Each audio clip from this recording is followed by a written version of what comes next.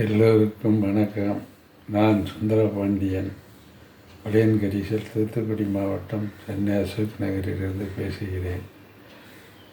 வாழ்க்கையில் ஆணும் பெண்ணும் இருவரும் இந்த உலகத்தில் பிறந்து உலகத்தில் படித்து நல்லபடியாக ஒரு தொழில் செய்து திருமணம் செய்து கடைசி வரை குடும்பம் நடத்தி நன்றாக வாழ வேண்டும் என்று தான் எல்லோரும் ஆசைப்படுகிறோம். ஆனால் அதற்குரிய வழிமுறைகளை நாம் படிக்கின்ற காலத்திலிருந்தே தெரிந்து கொள்ள வேண்டும். அப்பொழுதுதான் கடைசி வரை வாழ்க்கை நன்றாக அமையும். அதற்கு காரணம், நாம் முதலில் சிலவற்றை நன்றாக தெரிந்து கொள்ள வேண்டும். அதுதான் கல்யாணம் முதல் கடைசி வரை நன்றாக வாழ வேண்டும், எந்த டைவர்ஸும் இல்லாமல் நன்றாக வாழ வேண்டும் என்பதை நாம் முதலில் நன்றாக கல்யாணத்துக்கு முன்னாடியே நன்றாக புரிந்து கொள்ள வேண்டும். அப்பொழுதுதான் கல்யாணம் முடிந்து குழந்தைகளை பெற்று குடும்பமாக கடைசி வரை சந்தோஷமாக வாழ முடியும். அதுதான் கல்யாணம் முதல் கடைசி வரையும் சந்தோஷமாக டைவர்ஸ் இல்லாமல் வாழும் வழி. அதற்கு சில உதாரணங்களை இங்கே குறிப்பிட விரும்புகிறேன். அது எவ்வாறு என்றால், ஒவ்வொரு நல்ல மனிதர்களும் ஆணும் பெண்ணுமாக இந்த உலகத்தில் பிறக்கின்றோம். அவ்வாறு பிறந்த ஒவ்வொரு மனிதர்களும் படித்து ஒரு தொழில் செய்து பிறகு திருமணம் செய்து கொள்கின்றோம். அவ்வாறு திருமணம் செய்து பிறகு குழந்தைகளை பெற்று அவர்களையும் நம்மளைப் போல படிக்க வைத்து பிறகு அவர்களுடைய வாழ்க்கையையும் அமைவதுதான் கூட்டு குடும்பமாக வாழும் ஒரு நல்ல வாழ்க்கை. அந்த வாழ்க்கையை எல்லாரும் விரும்ப வேண்டும். அப்பொழுதுதான் கடைசி வரை நிம்மதியாகவும் ஒற்றுமையாகவும் மகிழ்ச்சியாகவும் வாழ முடியும். அப்படி ஒற்றுமையாகவும் மகிழ்ச்சியாகவும் கடைசி வரை கூட்டு குடும்பமாக வாழ வேண்டும் என்று எல்லோரும் விரும்ப வேண்டும். சில பேருக்கு கல்யாணம் முடிவதற்கு முன்னால் நாம் ஒருவருக்கொருவர் ஆணும் பெண்ணுமாக கூடி கல்யாணம் செய்வதற்கு முன்னால் நாம் பெற்றோர்களுடன் ஒருவரை ஒருவர் ஆணும் பெண்ணும் கலந்து பேசி நல்ல முடிவெடுத்து அதற்கு பிறகுதான் கல்யாணமே முடிக்கின்றோம். அவ்வாறு முடித்த பின்னர் எந்த காரணத்தை கொண்டும் நாம் குறை சொல்லக்கூடாது ஒருவரை ஒருவர் என்று முதலிலே நன்றாக தீர்மானித்து கொள்ள வேண்டும். அப்பொழுதுதான் கடைசி வரை மகிழ்ச்சியாக வாழ முடியும். அந்த எண்ணங்களை கல்யாணத்துக்கு முன்னாடியே நாம் தீர்மானித்து கொள்ள வேண்டும். எந்த காரணத்தை கொண்டும் நாம் ஒருவரை ஒருவர் பிரியக்கூடாது, எப்பொழுதும் ஒற்றுமையாக வாழ வேண்டும் என்று நினைக்க வேண்டும். அப்பொழுதுதான் கல்யாணம் ஆரம்பமே நன்றாக இருக்கும். அவசரப்பட்டு ஒருவரை ஒருவர் குறை சொல்லிக்கொண்டு இருந்தால் கல்யாணம் என்பது அவசர கோலத்தில் அழித்தளித்ததாக ஆகிவிடும்.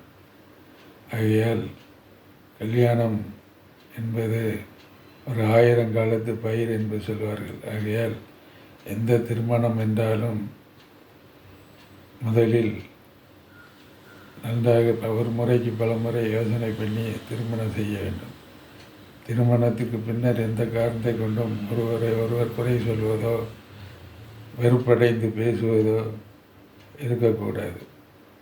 அவ்வாறு பேசினால் குடும்பம் வாழ்பட்டு போகும் என்று நினைத்து ஒருவர் 2 பேருமே கணவனும் மனைவியுமாக இருவருமே நினைக்க வேண்டும்.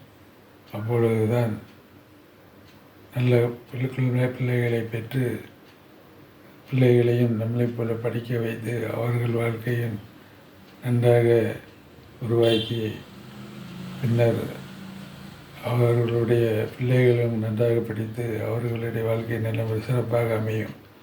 இப்படி வாழையடி வாழையாக சிறப்பாக அமைவதற்கு நாம் முக்கிய கணவன் மனைவியாகிய இருவரும் முக்கிய காரணமாகும். ஆகையால் எந்த காரணத்தை கொண்டும் டைவர்ஸ் என்ற பேச்சுக்கே இடமில்லாமல் வாழ வேண்டும் என்ற எண்ணம் முதலிலே வர வேண்டும். இப்போ உள்ள காலங்களில் எதற்கு எடுத்தாலும் டைவர்ஸ் என்று நிற்கிறார்கள். அந்த பழக்கம் வராமல் இருப்பதற்கு சில வழிமுறைகள் இருக்கிறது. அது எவ்வாறு என்றால், கல்யாணத்துக்கு முன்னாடியே பெற்றோர்களாக டைவர்ஸ் பண்ணியிருந்தால்தான் பிள்ளைகளுக்கும் அந்த எண்ணங்கள் வரும். அதை அவ்வாறு இல்லாமல் இருந்த குடும்பங்களை உள்ள பிள்ளைகளே பின்னர் நல்ல எண்ணங்களோடு வாழ வழி இருக்கிறது. ஆகையால் முதலில் கணவன் மனைவி இருவருமே என்னாலும் ஒற்றுமையாகவும் மகிழ்ச்சியாகவும் வாழ வேண்டும் என்று கல்யாணத்துக்கு முன்னாடியே ஒருவரை ஒருவர் நன்றாக புரிந்து கொண்டு தெரிந்து கொள்ள வேண்டும். அப்பொழுதுதான் பிறவி என்பது ஒரு முறைதான். அதை நாம் என்னாலும் நல்லபடியாக வாழ்ந்து நம் குடும்பமாக வாழ வேண்டும் என்று நினைக்க வேண்டும். சுயநலவாதியாக இருந்தால்தான் டைவர்ஸ் என்ற பேச்சுக்கே இடம் வரும்.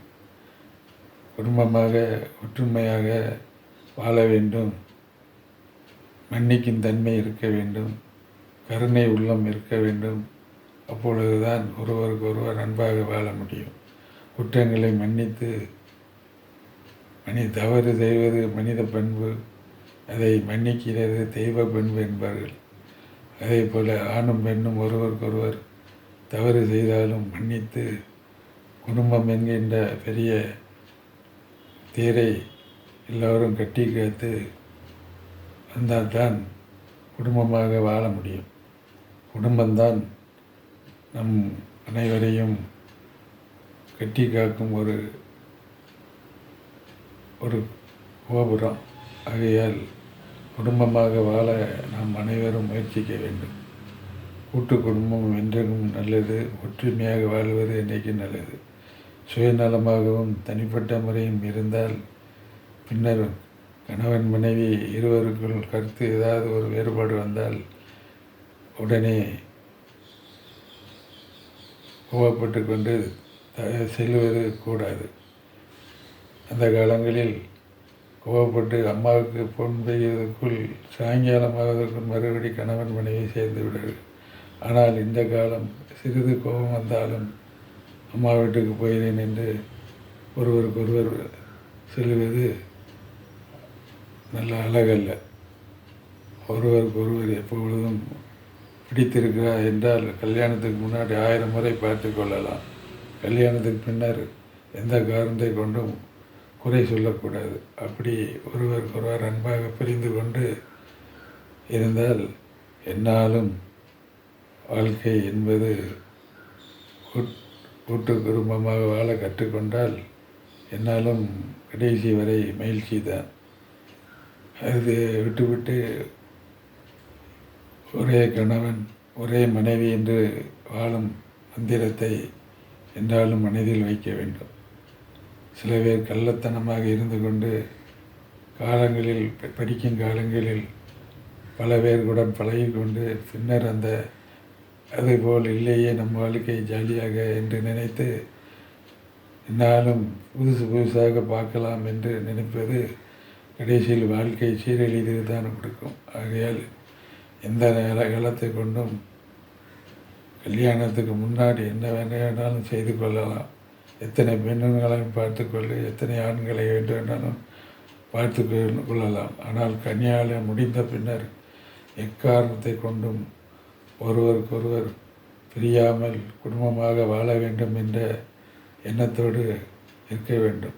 நம் அப்பா அம்மாவுக்கு கஷ்டத்தை கொடுக்கக்கூடாது, நம் குடும்ப பெயர் கெட்டுப்போகும் என்று கௌரவமாக வாழ வேண்டும் என்று நல்ல எண்ணங்களோடு இருந்தால் இன்றைக்கும் பெரிய மனசு வராது. ஆகையால் நாளும் ஒற்றுமையாகவும் கடைசி வரை மகிழ்ச்சியாகவும் வாழணும் என்று கல்யாணத்துக்கு முன்னாடியே தீர்மானம் எடுத்துக்கொண்டு அதை கட்டிக்காப்ப நாம் அனைவரும் முயற்சிப்போம் என்பதை இந்த நேரத்தில் தெரியப்படுத்திக் கொள்ள விரும்புகிறேன். நன்றி, வணக்கம்.